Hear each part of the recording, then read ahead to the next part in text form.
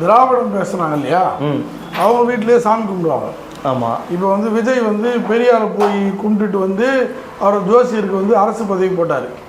அப்போது அரசியல்ன்றது எப்படின்னா சொல்லுக்கும் செயலுக்கும் எதிராக இருக்கணும். அப்படிதான் இப்போ வந்து எல்லாமே இருக்குது, புரியுங்களா? ஆனால் தமிழ் தேசியவாதிகள் குடும்பத்தோடு அரசியல் மயப்பட்டு தான் இருக்கிறோம். அதை வந்து நீங்கள் பார்த்தாலே தெரியும். எல்லா தமிழ் தேசியவாதிகள் குடும்பத்தோட கூட்டங்களுக்கு வர்றது எல்லாமே அரசியல் மயப்படுத்தப்பட்டு தான் இருப்போம். இது அடுத்த தலைமுறைக்கு அடுத்தவங்களுக்கு நகரமானால் அது அடுத்தடுத்த தலைமுறைகள் தான் செய்யணும். எப்பயுமே இங்கே வந்து ஆளும் வர்க்கம்னு ஒன்று இருக்கும், அப்பாவி வர்க்கம்னு ஒன்று இருக்கும். இதை தவறுன்னு சுட்டி காட்டுற ஒரு வர்க்கம் எப்பயுமே இந்த உலகத்தில் எல்லா பகுதியிலும் இருக்கும். அமெரிக்கா வந்து ஈரான் மேல் போர் தொடுத்து தப்புன்னு சொல்லி அமெரிக்காவில் போராடுறவங்களும் இன்றைக்கி இருந்துகிட்டு தான் இருக்காங்க.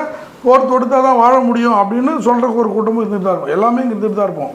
இதில் யாரோட கை ஓங்குது அப்படிங்கிறது தான் இந்த அரசியலில் இந்த மாற்றத்தில் நம்ம நடைமுறையில் எதுன்றது தான். எப்பயுமே வந்து தமிழர்களை பொறுத்த வரைக்கும் இந்த கவர்ச்சிக்கு இவங்க வந்து ரொம்ப முக்கியத்துவம் தராங்க. அதுதான் இந்த விஜய் ஜெயிச்சதாக இருக்கட்டும், எம்ஜிஆர் ஜெயிச்சதாக இருக்கட்டும், ஜெயலலிதா வந்தாகட்டும், அண்ணாதுரை வந்துட்டோம், இப்போ இருக்கிற ஸ்டாலின் சினிமா நடிச்சதாகட்டும், உதயநிதி சினிமா நடிச்சதாக இருக்கட்டும், எல்லாருமே வந்து ஏன் சினிமாவுக்கு போய் வராங்கன்னா தமிழர்களுக்கு வந்து ஒரு கவர்ச்சி இவங்களுக்கு தேவைப்படுது. ஏன்னா நான் திரும்பவும் சொல்கிறேன்னா மக்கள், நான் வந்து இதுக்கு தான் கிறிஸ்டினை சொல்லுவேன், மக்களுக்கு ஒரு சிறந்த மேய்ப்பர் தான் வேணும். அப்படின்னா மக்கள் ஆடான்னு நீங்கள் கேட்டிங்கன்னா அப்படி சொல்லக்கூடாது. ஏன்னா அவன் ஆடுன்னு சொன்னால் அவனுக்கு கோவம் வந்துடும். அப்போ மக்களுக்கு ஒரு சிறந்த மேய்ப்பர் வேணும்.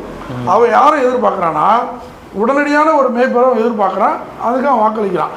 அதனால் வரப்போகிற லாப நட்டங்களே அவன் தான் அனுபவிக்க போகிறான். அவனோட சேர்ந்து நம்மளும் அனுபவிக்க போகிறோம். ஏன்னா வேறு வழி கிடையாதுன்றதுனால இந்த கவர்ச்சியிலேருந்து எப்போ இந்த மக்கள் வெளியேறாங்களோ அப்போ தான் மாற்றம் நடக்கும். இந்த கவர்ச்சி கூட எப்படி வந்ததுன்னு பார்த்தீங்கன்னா காமராஜர் வரைக்கும் அந்த கவர்ச்சி கிடையாது. காமராஜருக்கு அப்புறம் அண்ணா என்ன பண்ணுறாரு, எம்ஜிஆரையும் கருணாநிதி, கண்ணதாசன், எம்ஆர் ராதா, எஸ்எஸ் ராஜேந்திரன், புரியல, அதுக்கப்புறம் ஜெயலலிதா, இந்த மாதிரி சினிமா பிரபலங்களை இந்த அரசியலுக்குள்ள புகுத்தி படிப்படியாக இந்த மக்களுக்கு ஒரு மாய பிம்பத்தை கட்டமைச்சு வந்தாங்க. அதுதான் பாக்யராஜ், ராமராஜ், அதுக்கப்புறம் டி ராஜேந்தர், அதுக்கப்புறம் விஜய்லேருந்து விஜய் கூடவே முதல்ல ஜெயிச்ச அந்த தூத்துக்குடி எம்எல்ஏ வந்து ஒரு காமெடி பீஸ். அவன் சினிமாவில் ஒரு காமெடி ஆக்டர், அவன் தான் ஜெயிக்கிறான். அந்த மாதிரி சினிமா நடிகர்களுக்கு முக்கியத்துவம் தர. இப்போ விந்தியான ஒரு நடிகை யாருன்னு யாருக்குமே தெரியுது. ஆனால் அதிமுகவோட அவன் பேச்சாளர் வடிவேலை கூப்பிட்டு ஒரு பெரிய தொகை கொடுத்து அவனுக்கு சில்வர்.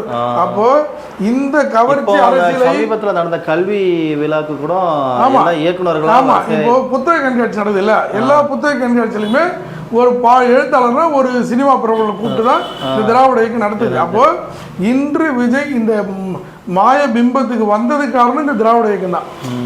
தமிழர்களை சினிமா மோகத்தின் மீது வெளிச்ச பாய வச்சு அவளை படிப்படியாக மாற்றுறது இவங்க தான். அதுதான் சீமான் பேசியிருப்பாரு. இந்தியை எதிர்த்து கல்லூரிகளில் போராடிய மாணவர்கள் தான் இன்னைக்கு இருக்கிற பெருந்தலைவர். திருச்சி சிவாலிருந்து நிறைய பேர் வந்து கல்லூரியில் அரசியல் பேசி மாணவர் தலைவராக இருந்து வந்தவங்க. ஆனால் திமுக வந்தவொன்னு என்ன பண்ணுச்சுன்னா மாணவர் தேர்தலை நிறுத்திச்சு. ஏன்னா இந்த புரட்சி எங்க வந்துட போதுன்னா உங்களுக்கு பயம். அப்போ மாணவர் தேர்தல் நிறுத்தணும்னு அது என்ன ஆச்சு, இவங்க காமிச்ச அந்த சினிமா மோகத்தின் மீதே போய் இன்னைக்கு திராவிடத்தின் உச்சம், சினிமாவின் உச்சம் தான் இனி விஜய் திராவிடத்தையே வீழ்த்தி அங்கே வந்திருக்குதா ஒரு மாயத்தோற்றம் காண்பிக்கப்படுது. அப்பயே நான் இப்பயும் சொல்கிறேன், இப்போ திராவிடத்தில் அவர் வீழ்த்தில்லை, இப்போ அவர் வந்துருக்கிறார். இன்னும் 5 வருஷம் கழிச்சு திரும்பவும் திமுக வரலாம், 10 வருஷம் கழிச்சு வரலாம். ஏன்னா எப்படியா இருந்தாலும் நம்மளுக்கு இந்த புளி புளிச்சிட்டு வேற ஒன்றுத்துக்கு போடலாம். அப்போ இந்த மாய பிம்பத்தையே இந்த திராவிட இயக்கங்கள்லாம் கொண்டு வந்தது. இந்த தமிழர்களுக்கு சினிமா முகத்தை காட்டி சினிமாவில் தான் ஒரு தலைவன் வருவான் அப்படின்னு எடுத்து வந்தது தான் இந்த திராவிட இயக்கத்தோட சாதனை. சரிங்கய்யா, இப்போ நீங்கள் சொன்னீங்க, இப்போ திராவிட இயக்கம் அண்ணா வந்தார், அதுக்கப்புறம் அவங்க வந்து தொடர்ந்து நடிகர்களாக கூட்டிகிட்டு வந்தாங்க அப்படின்ற மாதிரி. இப்போ நடிகர்கள்னால் இப்போ இதோ விஜயோட அதோட தொடர்ச்சி இல்லை உச்சம் அப்படின்னு கூட சொல்லலாம். இன்றைக்கி விஜய் பெற்ற வெற்றி வந்து ஒரு அளப்பெரிய வெற்றி. ஆனால் அண்ணா காலத்தில் வந்து ஒரு என்ன சொல்கிறது, மக்களுக்கு வந்து ஒரு எத்தனை வீடுகளில் வந்து வானொலி இருக்கும், இல்லை எத்தனை தெருவுகளுக்கு வானொலி இருக்கும்னு கூட சொல்ல முடியாது. அண்ணா காலத்தில் அவங்க வந்து ஒரு பெஞ்சாக தூக்கிட்டு போய் ஒரு இடத்துல பெஞ்சை போட்டுட்டு பேசினாவே அதை வேடிக்கை பார்க்க பல கூட்டம் வந்துடும். இன்றைக்கி தேதிக்கு வந்து ஒரு பப்ஸு, ஒரு மது, ஒரு கட்டப்பை வரைக்கும் வைக்க வேண்டியிருக்கிறது ஒரு கூட்டம் கூட்டுறதுக்கு. ஆனால் அந்த காலத்தில் அவங்களுக்கு அந்த பிரச்சனை இல்லை. அந்த காலத்துலேயே அவங்க திரை ஆளுகளையும் கூட்டிகிட்டு வந்தாங்கன்னா நல்லா இன்னும் கூட்டம் வரும் அப்படின்ற ஒரு அறிவு இந்த மக்களை இப்படி தான் கொண்டு வரணும். அதாவது பேசுனா கூட்டம் வந்துடும், என்ன பேசுகிறாங்கன்னு கூட கிடையாது. ஒரு ஆள் உட்காந்துட்டு தமிழை திருக்குறள் வந்து தங்கத்தட்டில் வச்ச மலைன்னு சொன்னால் அதுக்கு பல்ல காட்டினதும் பூரா இந்த மக்கள் தான். அதை என்னடா இப்படி பேசுகிறான்றது அந்த நேரத்தில் யாருக்கும் கொதிப்பு வரல. அது மாதிரி ஒரு மக்கள் வந்து ஒரு மதியம் மழுங்கடிச்சிட்டாங்க அப்படின்னு சொல்கிறீங்க திராவிட ஆளுங்க, சரிங்களா? அதை ஒரு கவர்ச்சியை காமிச்சிட்டாங்க அப்படின்னுங்க. ஆனால் நீங்கள் தமிழ் போராளிகள் அந்த காலத்துலேருந்து நீங்களும் இருக்க தான் செய்கிறீங்க. நீங்கள் என்னத்தை காமிச்சிங்க? இப்போ இனியாவது என்னத்தை காமிக்க போகிறீங்க? என்னத்தை காமிச்சிங்கன்னா ஒன்று என்னத்தை காமிச்சிங்கன்னு எனக்கு தெரியல. ஏன்னா சீமானண்ணா வந்து இன்றைக்கி எடுத்திருக்க வாக்குகளை பார்த்தா என்னது தமிழ் போராளிகள் என்னத்தை காமிச்சாங்க இந்த சமூகத்துக்கு? அவங்க கவர்ச்சியை காட்டாங்க, ஒத்துக்கிறோங்கய்யா. ஆனால் தமிழ் போராளிகள் என்னத்தை காமிச்சிங்க? இல்லை இனியாவது என்னத்தை காமிக்க போகிறீங்க? அது ஏதாவது ஒரு திட்டம் இருந்தால் சொல்லுங்கள். அதாவது தமிழ் சினிமாவில் காமிச்சு இந்த திராவிட இயக்கம் வளர்த்ததுக்கு பின்னாடி இன்னொரு காரணமும் இருக்குது. அதாவது ஆந்திர சினிமான்னா அது Andhra cinema, Kerala cinema, Karnataka cinema. ஆனால் தமிழ்நாட்டில் மட்டும் பார்த்தீங்கன்னா தென்னிந்திய சினிமான்னு வச்சுருப்பாங்க.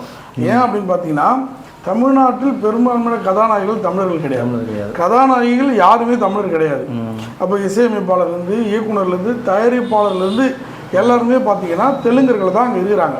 அப்போ தமிழர்கள் ஒரு சினிமாக்குள்ளே நுழைஞ்சி அதில் வெற்றி பெறுறதுன்றது ரொம்ப கஷ்டம். ஏன்னா அவங்கள வந்து முன்னாடி வர்றதுக்கு அந்த தெலுங்கு சினிமா லாபி விடுறதில்லை. அதனாலையும் தமிழர்கள் இந்த சினிமாவுக்குள்ளே கோல் வச்ச முடியாத காரணம் இருக்குது. தெலுங்கர்கள் கோல் வச்சனால தான் இன்றைக்கி நீங்கள் யாரை எடுத்துக்கிட்டாலும் எல்லாம் தெலுங்கு நடிகர்களாக தான் இருப்பாங்க. ஹீரோவிலேருந்து ஹீரோயின் வரைக்கும், டைரக்டர்லேருந்து கேமராமேன்லேருந்து ஒன்று தெலுங்கரோ அல்லது கன்னடரோ ஒரு மலையாளியோ இல்லை வேற்று மொழியாளரோ தான் இருப்பாங்க. தவிர தமிழர்களை அங்கே உள்ளே விடுறதுக்கான வாய்ப்புகள் இல்லை. அப்போது தமிழர்கள் ஒரு மாற்றத்தை ஏற்படுத்தணும் அப்படின்னு போகவே அங்கே முடியாது. ஏன்னா அது தென்னிந்திய சினிமா, அதாவது கவர்ச்சி மூலமானு சொல்றீங்க. கவர்ச்சி மூலமா கூட நாம போய் அதை பண்ண முடியாத அளவுக்கு தான் அந்த தெலுங்கு லாபி. ஒவ்வொரு காலகட்டத்திலையும் அதாவது சிவாஜி தான் நடிகர் திலகம், நீங்க அவர் தேவர் தான், சரிங்களா? அவர் தமிழர் தான் அப்படின்றப்போ அவரோட பிள்ளை பிரபு, கார்த்தி, தேவர் இப்படி வந்திருக்குங்களே, அவங்களாம் என்ன பண்ணாங்க தமிழ்? 100 பேர்ல 2 பேர் எப்பவுமே விதி விலக்குகளை நம்ம விதியா மாத்த. நடிகர் ஒரு நடிப்பு துறையில நடிகர். ஆனா அவர் ஆரம்பிக்கும் போது எம்ஜிஆர் இருந்தாரு. 1 2 பார்க்கும்போது 1 இருக்கும்போது அங்க 2க்கு விளங்குது, புரியுதுங்களா? அதனாலதான் அவரு எடுபட முடியல. அவர் பிள்ளையும் அரசியலுக்கு வரணும்னா அப்படி கிடையாது. அவன் ஹீரோவை நடிச்சதே போதுன்னா அவன் முடிவு பண்ணிட்டான். அதனால அவங்களாம் வரல. அதுவும் இல்லாம சிவாஜி அரசியலுக்கு வந்த பிறகு என்னென்ன பட்டுது அப்படின்னு அவங்களுக்கு தெரியும். அதனால வராமல் இருப்பாங்க. அண்ணாதுரையே நடேசமலர் தோக்கடிச்ச பிறகு என்ன நடந்தது? பஸ் எல்லாம் அரசுடைமை ஆக்கினாங்க. அதாவது ஏன் அரசுடைமை ஆக்கினாங்கன்னா நடேசமலரோட பேருந்து எல்லாத்தையும் முடக்கணுன்றதுக்காக. அப்போ அடுத்து வரணும் என்னத்துக்கு அவங்களை எதிர்ப்பானே, நம்ம பாதிக்கப்படுவாங்கன்றதுனால இருக்கிற அந்த 1 2 தமிழர்களும் அரசியலுக்குள்ளே வராமல் அப்படியே கொஞ்சம் கொஞ்சமாக அவங்கள நடித்தோமா போனோமா அப்படின்னு யார் அந்த உதிரியாக இருக்கிற ஒரு சில தமிழ் நடிகர்கள் கூட அந்த மாதிரி. இப்போ வடிவேலு விஜயகாந்தை எதிர்த்தாரு. அவர் நல்லா கேட்டுங்க, ஜெயலலிதாவை எதிர்க்கல, விஜயகாந்தை எதிர்த்தாரு. ஆனா இன்ன வரைக்கும் அவரோட சினிமா அரசியல் முடுக்கப்பட்டிருக்குல்ல. அவர் வந்து விஜயகாந்த் நல்லவர், தூயவர், அந்த பிம்பெல்லாம் தாண்டி ஒரு தெலுங்கரை எதிர்க்கிறாங்க. ஒரு தெலுங்கு லாபி அவரை முழுசா முழுக்கடிச்சு காலி பண்ணுது. அதனால அடுத்து வரவங்க என்ன நினைப்பான்னா என்னத்துக்கு நமக்கு அந்த வம்பு அப்படின்னு தான் நினைப்பான். ஆக திரை மூலமா இது வரைக்கும் வர முடியல. திரை மூலமா தான் நாமளும் வரணுமா? ஏன் வேற வகை மூலமாக வர முடியாதா? அதாவது இனியாவது பிரபு, கார்த்திக் அந்த வரிசையில் வந்தோம்.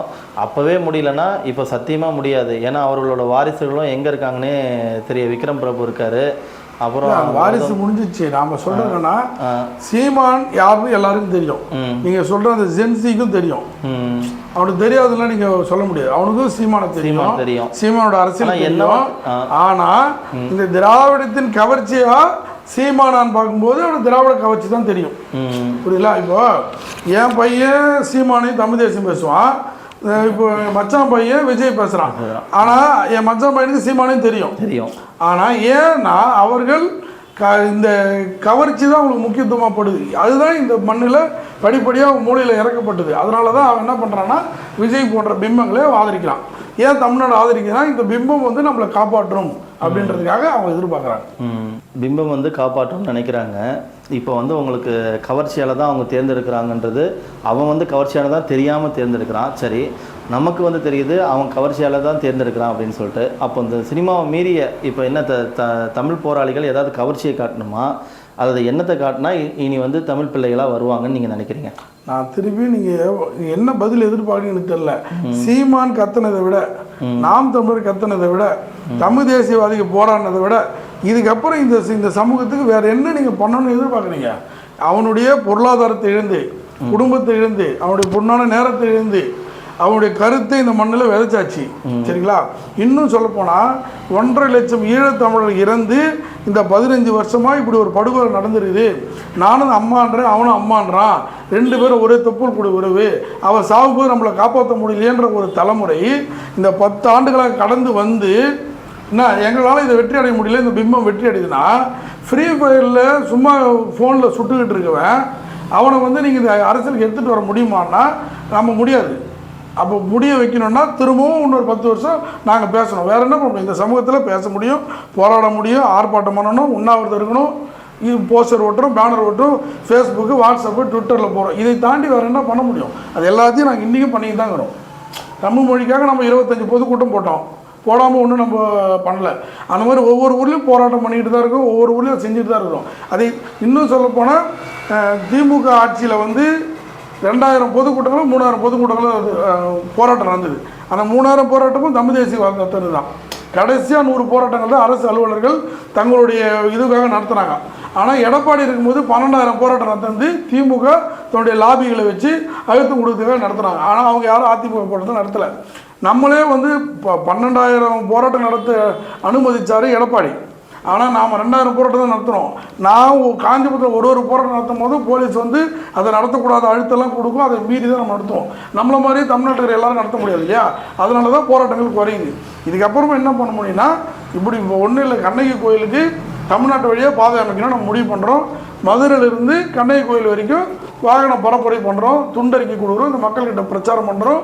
அதை பற்றிய ஒரு அறிக்கையை தயார் பண்ணி நம்ம முதலமைச்சர், அது யாரும் விஜயாக இருந்தாலும், எடப்பாடியாக இருந்தாலும், ஸ்டாலினாக இருந்தாலும் அமைச்சர்கிட்ட கொடுத்து அவங்க மூலிமா நம்ம கொடுக்குறோம். இந்த வேலைகளை எப்பயும் நம்ம செஞ்சுக்கிட்டு தான் இருக்கோம். அதில் எந்த தொய்வும் கிடையவே கிடையாது. அதுக்கப்புறமா மாற்றம் வர வேண்டியது, இல்லை மாற்றம் வர வைக்க வேண்டியது இந்த மக்கள் கையில் தான் இருக்குது. அதை வந்து நாம் ஒன்றும் பண்ண முடியாது. பொருளாதாரமும் பெரிய தடையாக இருக்கிறதா? ஏன்னா எனக்கு தெரிஞ்ச தமிழ் போராளிகள் யாருமே நிதி நிலைமை சரியாக இல்லை. இப்போ தமிழ் கார்த்தி போராளி இருக்கார், 42 வழக்கு இருக்குன்னா ஒரு வழக்குக்குன்னு ஒரு என்ன சொல்கிறது, ஒரு பேருந்து கட்டணத்தை சேர்த்தா கூட எதுக்காக அந்த பேருந்து கட்டணம்? ஏற்கனவே குடும்பத்துக்கு இல்லை, ஆனால் அவங்க ஒரு பேருந்து கட்டணமோ ரயில் கட்டணமோ கொடுத்து ஒரு இடத்துல போய் வழக்குக்காக நீதிமன்றத்துக்கு நீங்கள் போய் நிற்கணும்னா அது எவ்வளோ பெரிய. ஆனால் இவங்கெல்லாம் வந்து ஒரு அதாவது இவங்கெல்லாம் தியாகிகளாக வரணும். ஆனால் ஏன் இந்த காலத்தில் கூட இவங்க கதாநாயகர்களாகவோ அல்லது ஒரு சாதாரண ஒரு இவங்களெல்லாம் விட ஒரு மேம்பட்டு நிற்கிற மனிதன் அப்படின்ற மாதிரி ஏன் தெரிய மாட்டேங்குது? இதுக்கு திரும்பவும் சொல்கிறது என்னன்னா, எல்லா படத்துலையும் பார்த்தீங்கன்னா அநீதியை தட்டி கேட்குற ஹீரோவாக இருந்தாலும் கருத்து சொல்கிற காமெடி ஆக்டராக தான் இருப்பான். எல்லா படத்துலையுமே விவேக்லேருந்து, கவுண்டமணிலேருந்து, வடிவேலேருந்து இந்த சமூகத்தில் கருத்து சொன்னால் ஒரு காமெடி ஆக்டர். விவேக்கோட கருத்து சொன்ன எவனும் இல்லை. இன்னைக்கு இன்னைக்கு ஒரு வீடியோ பார்த்து எம்மா வந்து நிப்பா கவுண்டமணிக்கு உள்ள வாங்க அமைச்சரணும், என்ன அமைச்சர் என்றுவான், மாண்புமிகு அமைச்சரே நம்புறாரு. இன்னும் விசில் அடிப்பான், விசில் அடிச்சாதான் அமைச்சர் வருவார். அதாவது இன்னைக்கு விசில் அடிச்சாதான் அமைச்சர் வருன்ற இதுக்கு கூட அன்னைக்கு கவுண்டமணி பண்ணிடுறான். அதுதான் சொன்னேன், இந்த சமூகத்திற்கு இந்த தெலுங்கு சினிமா, தமிழ் சினிமான்ற தெலுங்கு சினிமா கருத்து சொல்றவன காமெடியாக தான் தொடர்ந்து இந்த 60-70 வருஷமா காமிச்சிட்டு வந்தது. அப்போ நல்லது பண்ற போராட்டம் பண்றவங்கள இந்த மக்கள் எப்படி பார்ப்பாங்கன்னா காமெடியாக தான் பார்ப்பான். ஏன் பார்க்கறான்னா அவனுக்கு அதான் சொல்லப்படுது. அதிலிருந்து மீறி, அதாவது நான் தான் சொல்லுவேன், நீங்க ஏன் இப்படி போராடிட்டு இருக்கீங்கன்னா எங்களுடைய ரத்தம் தூய ரத்தம், எங்கள் மரபணு, இந்த மண்ணுக்கான மரபணு. நீ எனக்கு பொருளாதாரம் இருந்தாலும் இல்லைனாலும் தமிழ் கார்த்தி மாதிரி நீங்கள் எதுவுமே கொடுக்கலனாலும் 45 வழக்கு வாங்கினாலும் நாங்கள் போராடுவோம். ஏன்னா எங்களுக்கு இந்த வாழ்க்கை பிடிச்சிருக்குது, இந்த மண்ணையும் இந்த மொழியை காப்பாற்றுற பொறுப்பு எங்களுக்கு இருக்குது அப்படின்னு நாங்கள் நினைக்கிறதுனால தான் தொடர்ந்து இந்த மண்ணுக்காக நாங்கள் தொடர்ந்து போராடிக்கிறோம். இதில் ஜெயித்தாலும் ஜெயிக்கலனாலும், நீங்கள் கொடுத்தாலும் கொடுக்கலனாலும், நீங்கள் எங்களை ஆதரித்தாலும் ஆதரிக்கனாலும், நீங்கள் எங்களை காமெடியாக பார்த்தா கூட நாங்கள் யாருக்கு போராடிக்கிட்டு இருக்கோம்னா நான் உங்களுக்கு தான் போராடிக்கிட்டு இருக்கோம். ஆனால் இதை நீங்கள் உணராதோ உங்கள் தப்பு. உணர்ந்தீங்கன்னா மாற்றம் இங்கே நல்லது நடக்கும். இல்லை நான் உணர மாட்டேன் அப்படின்னா நீங்கள் பிம்பத்தின் மூலமாக நீங்கள் அதுக்கான பலனை நீங்கள் அனுபவிக்கணுன்றதை நம்ம சொல்ல வரோம். அப்போ தமிழ் போராளி கடைசி வரைக்கும் போராடிட்டே இருக்க வேண்டியதானே? அப்படி அது மக்கள் தான் முடிவு பண்ணணும். நாங்கள் போராடிக்கிட்டே இருக்கணுன்றது எங்களுக்கு எண்ணம் கிடையாது. நீங்கள் எங்களை தேர்ந்தெடுத்தால் அந்த மாற்றத்தை நான் உங்களுக்கு தருவோன்றதான். இப்போ என்னையே நீங்கள் வந்து ஜெயித்தவொடனே என்ன பண்ணுவீங்கன்னு கேட்டிங்கன்னா, நான் 200 யூனிட் மின்சாரம் தரலாம் சொல்ல மாட்டேன். முதல்ல கனரக வாகனங்களை இந்த மண்ணில் ஓட தடை விதிப்பேன். கொஞ்சம் போச்சா? நான் ரொம்பலாம் கஷ்டப்பட வேண்டியது. மழையை காப்பாற்றணும்னா போராட்டம், ஆர்ப்பாட்டம் அதெல்லாம் எதுவும் வேணாம். நீ மாட்டு வண்டியில் மண் எடுத்து ஆட்டு மண் எவ்வளோ வேணாலும் எவ்வளோ எடுத்துரு ஆட்டு மண்டில். ஆனால் இவனுங்க லாரியில் 16 வீல் வச்சு 100 மாட்டு வண்டியை ஒரே மண்டில் போட்டு அள்ளின்னு போயிடறான். கனரக வாகனங்களுக்கு தடை. அதாவது இந்த மாதிரிலாம் சிந்திக்க முடியுமான்னா அவங்களால சிந்திக்க முடியாது. இப்படி ஒன்று இருக்குதா அப்படி தெரியுமா அவங்களுக்கு தெரியாது. ஏன்னா பிம்பத்தை பார்த்து வாக்களிக்கிற மண்ணில் இருக்கிற மக்களுக்கு பிம்பங்கள் தான் கிடைக்கும். நல்லவங்களை பார்த்து வாக்களிச்சிங்கன்னா தான் உங்களுக்கு நல்ல மாற்றம் கிடைக்குன்றதான் நாம் இந்த இடத்துல சொல்லிக்கிறோம். அவங்களுக்கு தெரியாது, உங்களுக்கு தெரியும். ஆனால் அவங்களுக்கு தெரியும், தெரியாதெல்லாம் கிடையாது. நான் தான் சொல்கிறேன், சீமானை தெரியும், சீமானை கருத்து தெரியும், நல்லது நடக்கும் எல்லாம் தெரியும். ஆனால் அவங்க சிந்தனை வயத்தில் இந்த சினிமா மோகத்தின் மீது அவர்கள் பயப்பட்டிருக்காங்க. அதன் விளைவு தான் இது. கடத்த முடியுமா முடியாதா? முடியும். கடத்த முடியுமா முடியாதான்னு கிடையாதுங்க. நாங்கள் கடத்திக்கிட்டு தான் இருக்கிறோம். அதை அவர்கள் உணர்ந்து தான் இருக்கிறார்கள். எப்பயுமே இந்த உள் மனசு மூளைன்னு 2 இருக்கும். உள் மனசு நல்லது மட்டும் சொல்லும், ஆனால் மூளை வந்து வேணான்னு சொல்லும். ஏன்னா அது ஒரு சோம்பேறி. ஆனால் இந்த உலகமே அந்த சோம்பேறிக்காக தான் வேலை செய்வாங்க. யார் உள் மனசை நம்புகிறார்களோ அவங்க தான் இந்த உலகத்தில் வெற்றி பெறாங்க. 100ல் 10 பேர் தான் அந்த உள் மனசு பேச்சை கேட்குறான். அதனால தான் அவன் வெற்றி பெறான். மீது 90 பேர் கேட்கறதில்ல. அது அவருடைய வெற்றி வாழ்க்கை மட்டும் இல்லாமல் இந்த சமூகத்தின் தோல்வியாகவும் அது மாறுதுன்னு நம்ம சொல்ல வரோம். சரிங்க, கடைசியாக ஒரு கேள்வி. எனக்கு வந்து 40 வயது ஆகுது. இவ்வளோ நாளாக அவங்க தமிழ்நாட்டில் என்ன கட்சி ஆளுது அப்படின்னு கேட்டால் இந்த திராவிடம் இல்லை அந்த திராவிடம் அப்படின்னு சொல்லிட்டு இருக்கோம். இன்றைக்கி விஜய் மூலமாக தமிழக வெற்றி கழகம்னு ஒரு பேர் வந்திருக்கு. அதுலையாவது ஒரு தமிழ் போராளிகளுக்கு ஒரு மகிழ்ச்சி கிடைக்குதா இல்லை எப்படின்னு கேட்குறேன். அதாவது திருப்பியும் சொல்கிறேன், அதில் ஜெயித்தது யாரும் போராளி கிடையாது. போராளி கிடையாதுங்க, பேர் வந்து தமிழக வெற்றி கழகம்னு வருதுல்ல. அதாவது நல்லா கேட்டுங்க, வெற்றின்னு ஏன் வைக்கிறாங்கன்னா விஜய்னு வச்சா ஒத்துக்க மாட்டாங்க. அதை தமிழாக்குறதால தான் வெற்றி. தமிழக விஜய் கழகம் தான் அது. ஏற்கனவே கழகம்னு இருக்கு, இது தமிழகம், அவர் விஜய், அதனால வெற்றின்னு வச்சார். பேர்லாம் ஒன்றும் இங்கே தமிழ் படுத்தலை. தமிழக வெற்றி கழகம், தமிழக விஜய் கழகம், அவ்வளோதான். ஏற்கனவே கழக ஆட்சி தான் இங்கே நடக்குது. ஏன்னா கழகத்தில் வந்தவன் தான் இதில் இருக்கிறான். தமிழ்நாட்டில் தான் நடக்குது. விஜய் வெற்றி ரெண்டும் ஒன்று, அவ்வளோதான். அது மேலாம் நீ ஒன்றும் அது தமிழ் படுத்திட்டாங்க அப்படிலாம் ஒன்றும் கிடையாது. ஆனால் திராவிடன் இனி சொல்லு, நம்ம கழக ஆட்சினால அது திராவிடத்தை தான் சொல்லும். எந்த தமிழ் தேசியவாதி கழகம்னு வைக்க மாட்டாங்க. ஏன்னா கழகம்ன்றது காலாவதி ஆகி அது எதிராளிகிட்ட போயிடுச்சதுனால யாரும் வைக்கிறது இல்லை. தமிழக வெற்றி கட்சின்னு வச்சிருந்தா சரின்றீங்களா? அது வச்சிருக்க மாட்டாருன்றேன். ஏன்னா அது அவருடைய அஜெண்டால அது கிடையாதுன்ற. நன்றி.